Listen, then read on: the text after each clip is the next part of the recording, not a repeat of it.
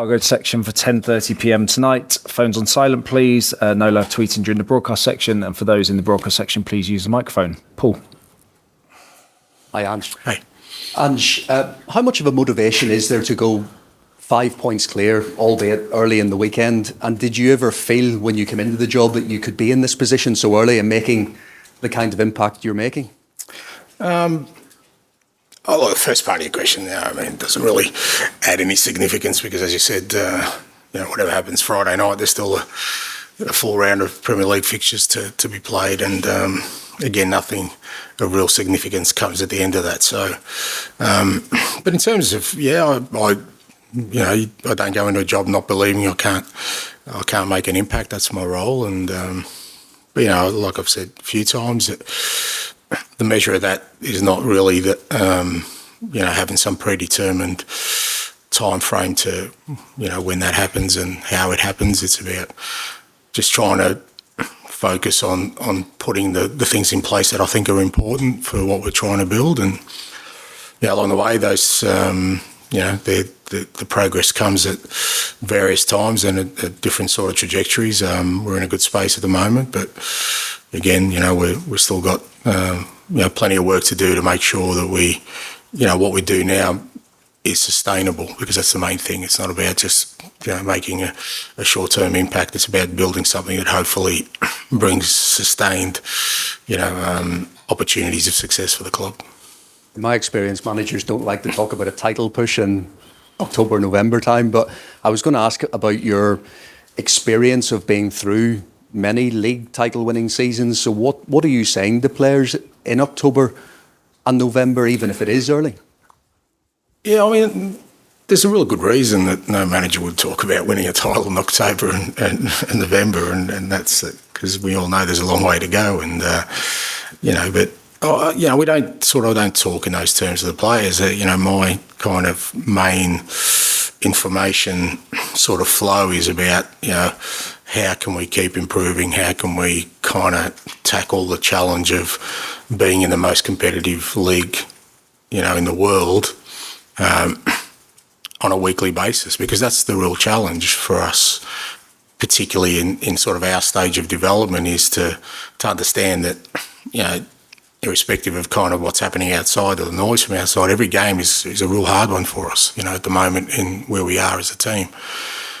And we need to be fully focused on that. And, from my perspective, the lads have been really good at just, keeping their eyes firmly on, what's next. And what's next for us is a tough game tomorrow night. On Monday night, James Maddison talked about you giving your opinions to them in pre-season at the Shakhtar game and just reminding them of what's required over the course of 90 minutes. What did you make of that? And are you getting, again, closer and closer to where you want to be compared to what it's been like here in the last couple of seasons? Yeah, look, my reference point isn't sort of what's happened the last couple of years. My reference point is where I want the team to be, and that's irrespective of kind of, where the team's been, in recent times. Obviously, like I said, when bringing me in, the club was aware that things were going to change, not because of any other reason, but because of who I am and the way I do things and the way my teams play. So, I've said before, there's no point coming in and sort of, tinkering around the edges. We had to make some real changes in everything we did, and that's what we've done. And, within that context, there are some, pillars of sort of real basic fundamentals that need to be there. And you can, there's a few ways you can sort of emphasise that. One is through training, what we do every day, and the game gives you those windows of opportunities where, if you see something, or if I see something that I think is not, is not part of what I want us to be as a team, then irrespective of kind of, whatever the circumstance, whether it's a friendly game, league game, cup game, that's my opportunity to kind of reinforce that to the players. Hi, Ange. Good afternoon. Top of the league, still unbeaten, but if there is a certain area you would like to see improvement as a team, as a club, what would that be? All of it, mate. All of it. We're still, we're still got to, grow in every area. But there are areas where we're already very good, and particularly around the defensive side of our game. I think we've been excellent, really consistent. I said after the game Monday night, I think it's what won us the game, just our ability to willingly work hard, press the opposition, be really disciplined and committed to like forcing oppositions into mistakes. I think that's been really, really good and really pleasing for me. I still think our main growth will come in the attacking side of the game. I still think, particularly in the front third, we're still, a lot of our movements are still sort of not natural and not, fluent like we want them to be, which is not surprising. But what's still getting us the goals is we've got great quality up there that's kind of contributing to that. But I still think, the biggest area of growth for us will be, in our attacking side of the game. Asking about Heung Min, who won the Player of the Month award recently. On Monday, scored his 50th goal at the new stadium. How impressive you've been, not only by his quality, but his leadership as well? Yeah, they've both been outstanding, as you said. Look, he's a fantastic player. He's been a fantastic player for a very, very long time. So I'm not, it's not me making an impact on him, but I think he's embraced his leadership role, and he wants that responsibility, which is the first thing you need to understand, because it's leadership sounds great and can even seem a little bit glamorous, but there's a lot of responsibility that comes with it, and you need to want that as a player, because obviously, people are always looking at you, to see whether, you're showing not just the behaviours and talking about it, but then when it matters most, game day, you're producing, because that's being a leader. It's you can't hide, particularly on match day, and he's been a real catalyst for us, both, with his goals, but also, as I said before, he's a big part of our sort of defensive structure and press, the way we've been working, and, he's been outstanding in that area. Tomorrow will be your first time managing against Roy Hodgson. What do you think has been his formula or secret to his longevity in the game, and especially in the Premier League? England-Australia 2016, I coached against Roy up in Sunderland, so I had the pleasure of coaching against him at international level. Look, he's just an outstanding manager. He's an absolute gentleman. Whenever I have come across him, and people, we talk about Roy, always talk about the kind of person he is, and I love his career. For somebody like me who's had a different journey, I look at somebody like Roy and I've got so much admiration for the career he's had, because I guess for all of us, it's, we start off in this, kind of decision to become a manager, and you kind of talk about, well, what's the main thing you want is that you hopefully do it for a very long time because we love it, but we know that the job has a precarious nature to it.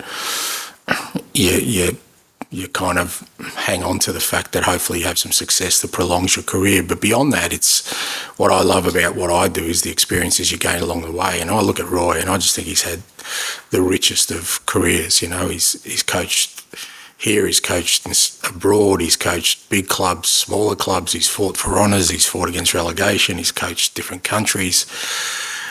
Whenever he does decide to quit, and that probably isn't going to be for a while the way he's going, he can look back and he's got such a rich career that I think means more than just having success, or earning a lot of money or fame. I just think the experiences, he probably speaks 5 or 6 languages. He can go to multiple countries, multiple clubs and be welcomed with open arms.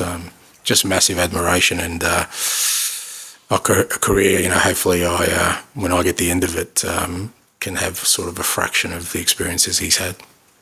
George? Angelo, just on Roy, he's 76, so I just wondered, will you still be going up to that age as a manager, or do you think?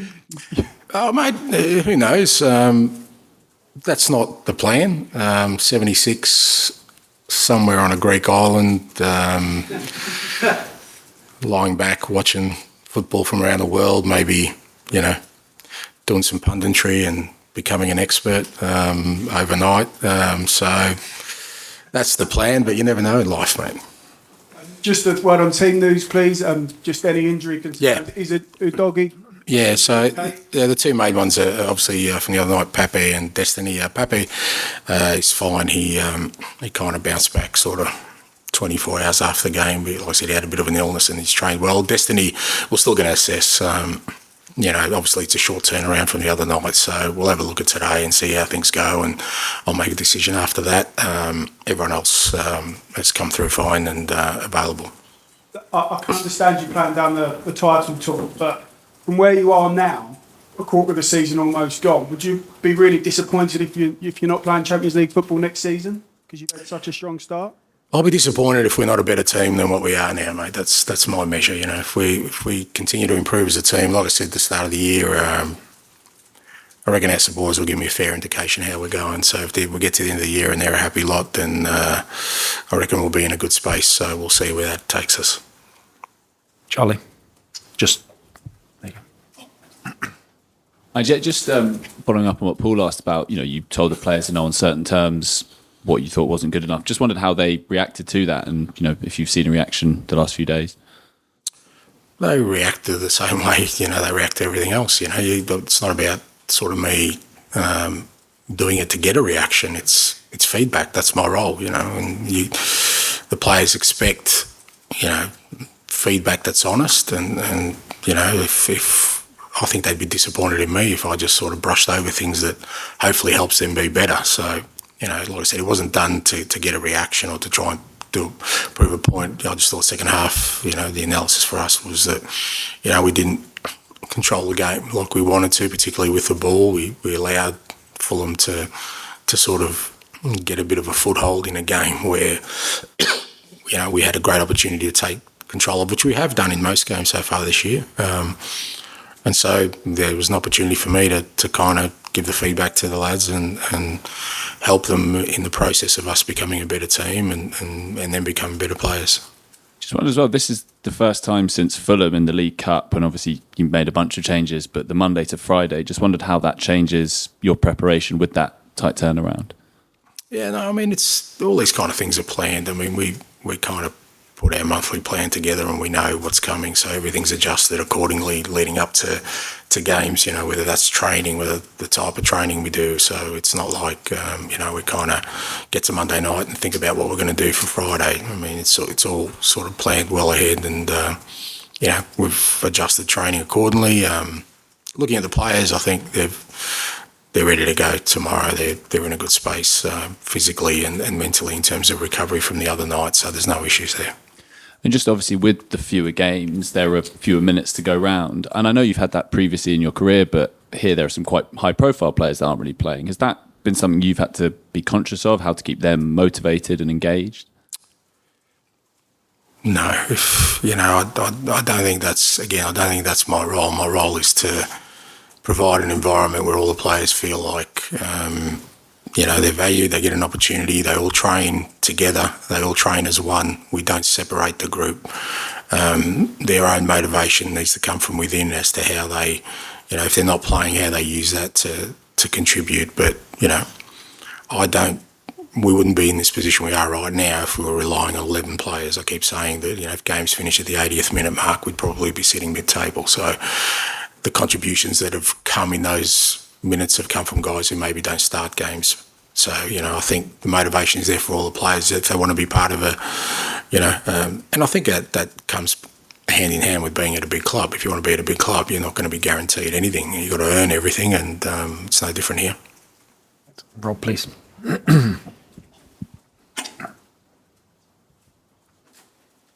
Hi, Ange. Ben Davies wasn't in the matchday squad on Monday. How is he? What was the issue? Is he involved tomorrow? Yeah, no, he's fine. He got a knock day before training. He fair to say, training at times teeters on the edge, and he unfortunately he copped a nasty one at training.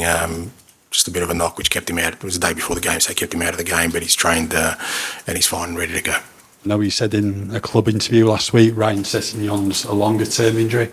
Is he someone who could potentially be back next month, or we think? No, longer term, mate, longer term. Yeah, still a way to go.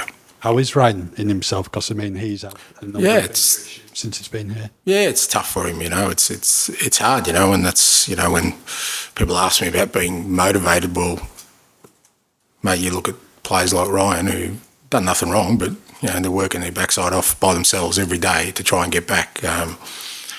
If you need a motivation as footballers, there's plenty of it around to say, well, you know what, you may not be playing or you may be playing as much as you want, but you're still in a pretty good space where you can at least afford yourself the opportunity to play, whereas guys like him have got to work hard to get back to the group. But, Ryan has got a lot of support here and, his medical team, sports science staff are all working hard with him and he's still part of the group on a daily basis. So we just got to get him back to a space where he's physically able to participate again. Okay, thanks, Ange. Finish your section with George at the back, please.